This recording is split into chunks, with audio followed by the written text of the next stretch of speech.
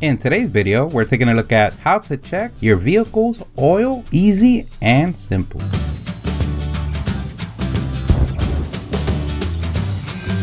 This is so easy, anyone could do it. Everything that we use on the video, we're gonna leave a link on the description. So you woke up today and turned on your car, truck, pickup, or minivan, and you saw the check the oil sign on the dash. Or maybe you're just curious and want to see how much oil you have, or to see if the oil's dirty or not. Don't worry, today here at the StatUpBox team, we've got your back.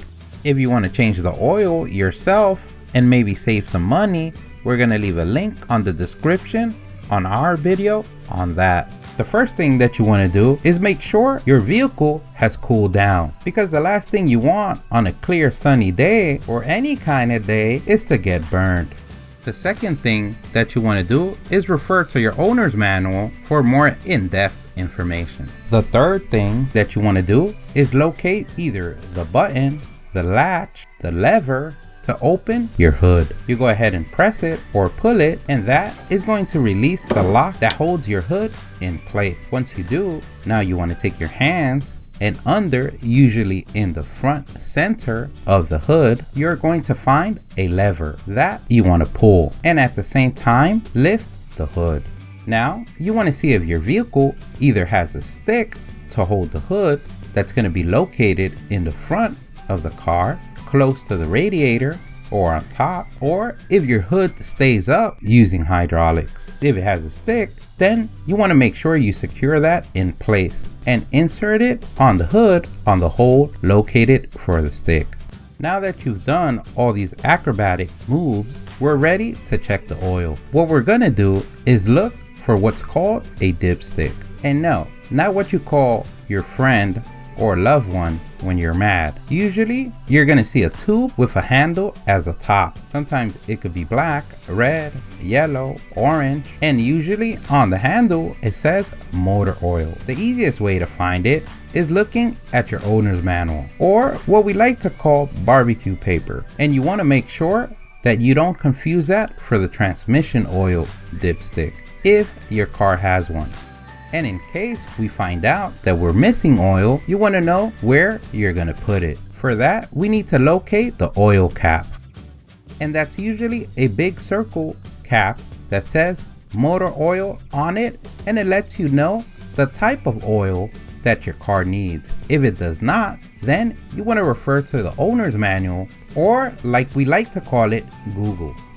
Now that we got the basics out the way and we flooded your brain with knowledge and now you feel invincible, don't worry, we still have not done anything. We want to go ahead and get either a kitchen paper napkin or a clean rag. Before we remove the stick, we want to use the rag or the napkin to avoid any oil from falling in the motor or on top of the motor and later creating smoke. But if you get a few drops here and there, don't worry. That's part of the process. The first thing that we want to do is take out the stick and clean it. And we do this so we can get an accurate reading the second time. We go ahead and place the stick back, and at the end of the process, you're going to notice that that is going to be the hardest thing. The wobble dancing game of the dipstick is legendary. Now that we have it in, we want to hold it for 2 seconds. And now we can remove it.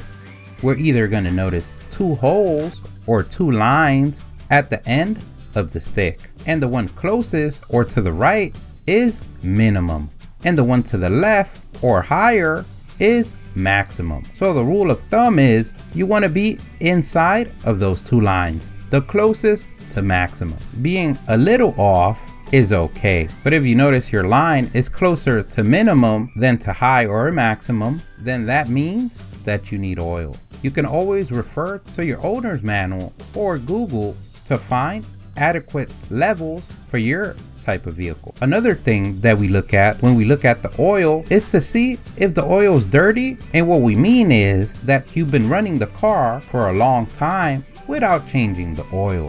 When that happens, the oil gets real thick and dark.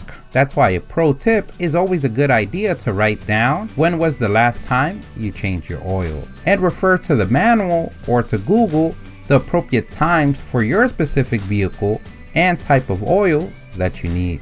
If you notice your oil's color seems fine and you just need a little bit of oil, then you can go ahead and add that by removing the cap and adding. You always want to check your owner's manual for dipstick quantities according to the measurement. Another pro tip, you want to add little by little and check the levels each time, because you don't want to overfill the oil.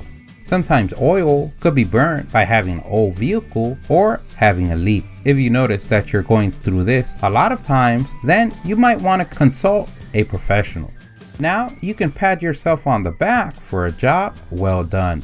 Now the only thing you have to do is everything you did backwards. Don't forget, if you liked the video, please give us a thumbs up. That really helps. If you have any questions, place them in the comment section below. Either someone on the StatUpBox team or someone in the YouTube community can help you out with an answer. Don't forget to subscribe, follow us on social media. Thank you for watching, and here's a link to our latest video.